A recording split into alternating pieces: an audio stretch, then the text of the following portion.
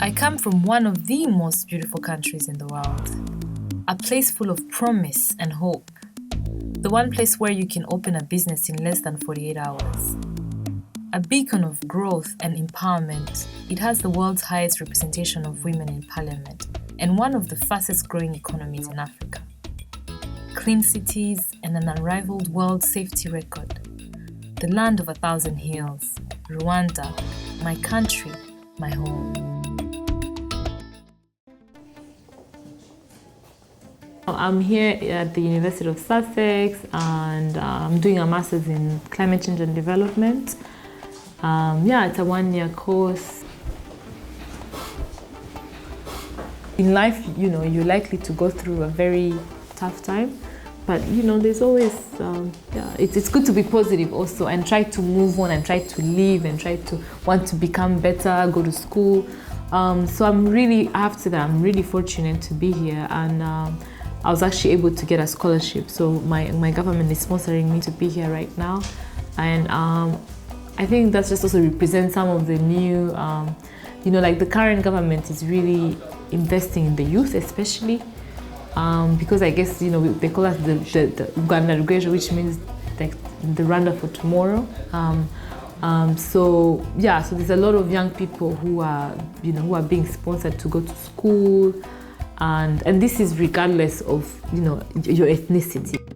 Rwanda is also the place where my life changed forever 22 years ago. I can't show the world what I looked like as a child, but the memories of my childhood are indelible in my mind. Our home was invaded during the 1994 genocide against the Tutsi. They destroyed everything we owned, but we were lucky to have escaped before they arrived. I think it was around 2 p.m, right after lunch. We just heard noise, like people screaming. We literally could we could see them through our window. It was like just people screaming, and they had machetes and all sorts of things. Very early in the morning, around 5, someone knocked. Someone knocks on the door, and when we opened the door, it was actually my dad. So my dad he had 2 guys with him. He had paid them to escort him to get us, and so he's like, so yesterday I actually spent a night in an orphanage. I met some old woman, and she told me that everybody was hiding at the orphanage, so we have to go. And we could hear screams and stuff, and so you didn't know if you're gonna see your parents. And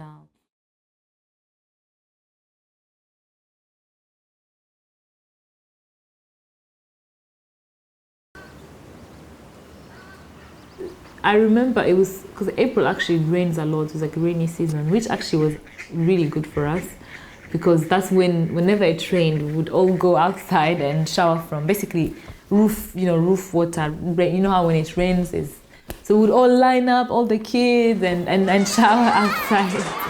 And it was so, it was actually one of the most, we as kids loved it. It was fun. Because they used to say that basically Tutsis have long noses and Hutus have wider noses. So when the soldiers walked in, I would literally try to make my nose big, like try to do this, so that I wanted to be a Hutu, because I knew that there were Tutsis who were being chased. Eyes of brown, searching around for the next to die. Eyes of brown, peering the ground for a Tutsi asking, why? Eyes of brown, clinking a sound, machetes raised high.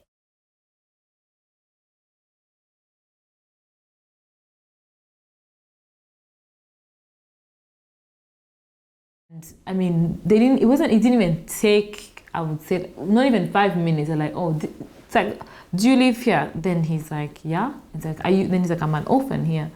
But they didn't even give him the time to explain. They just shot him, And I remember the guy who shot him goes, okay, bye children, it was nice to see you. We'll come back visit. Yeah. Eyes of brown, making the Hutu name renowned, saying Tutsis turned a blind eye. For eyes of brown, killing was crowned, 1 million lives now denied. Eyes of brown now surround the lives they had denied.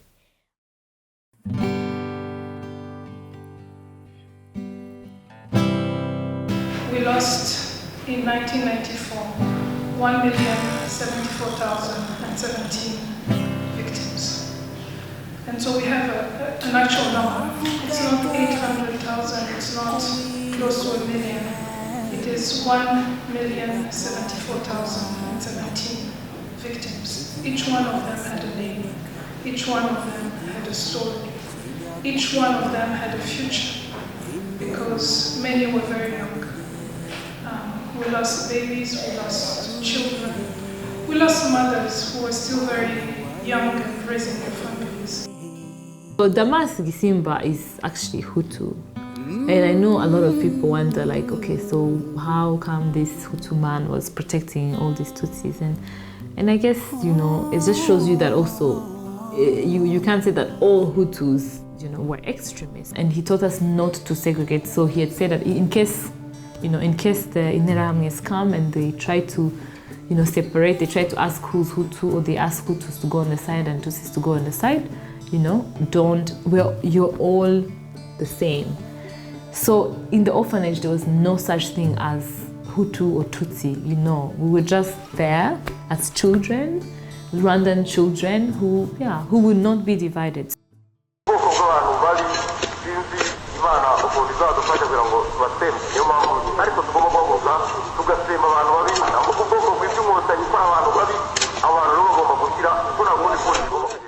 What happened was, with the day, you know, they said goodbye to us, they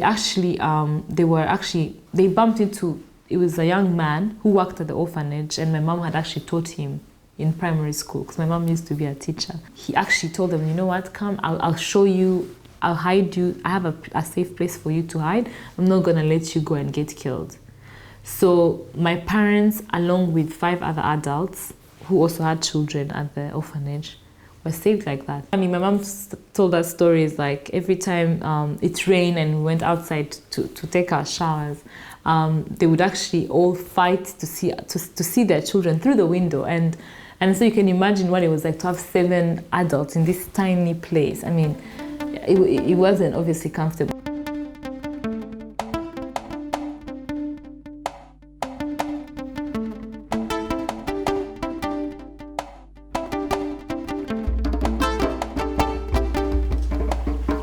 This was one of the best moments, honestly, the happiest days, you know, of our life.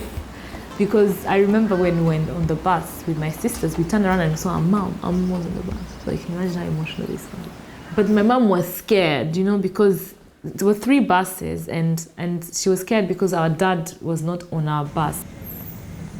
My dad, before the genocide, he was in, actually, it's called PL, Parti Libéral. He was in an opposition party. So he was one of those, he was wanted, and he was on the list of the people who had to be killed. So, and when we were getting on the bus, there were soldiers. So my mom was like, this man is not going to survive this time, you know? So the head, it was a mayor, he knew my dad. And they had met at in a family where both of them were godfathers. So it was like a baptism or something, or some communion in a family. And apparently, so my dad was a godfather, and he was also a godfather of their children. So they had met in a family. So when this guy saw my dad, he was like, oh my God, you're still alive. And the reason why he was so surprised is because on the radio, they had actually mentioned that my dad had been killed. So this guy is like, you know what, these people are under my orders, and let them know, but if anybody shoots, I will, you know, basically, it's like, you're the one who's going to be in trouble.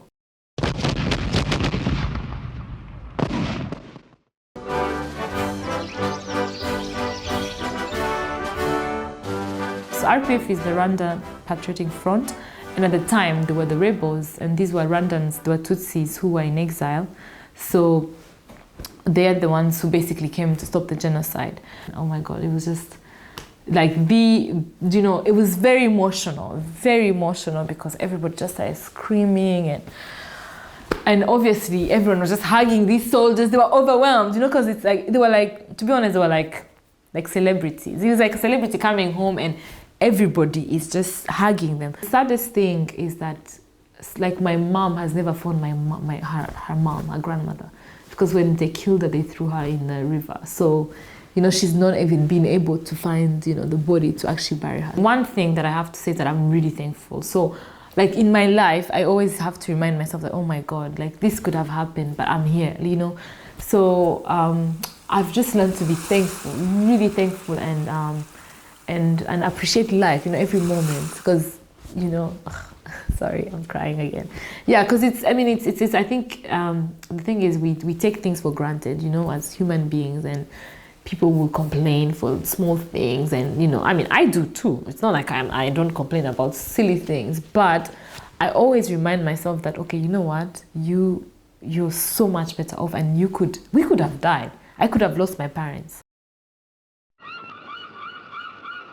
My vision for Rwanda, and really what I envision for my children, is to live in a Rwanda that's, you know, that's safe, and one identity. We keep this Ndumu Nyarwanda, which means that I'm Rwandan, you know, and because I think we're gonna achieve so much more. And Kuwavugaga kuwirirwa handi ugatahi Rwanda igihe amaraso ameneka igihugu kigakwira imirambo induru imiborogo bikadogera waru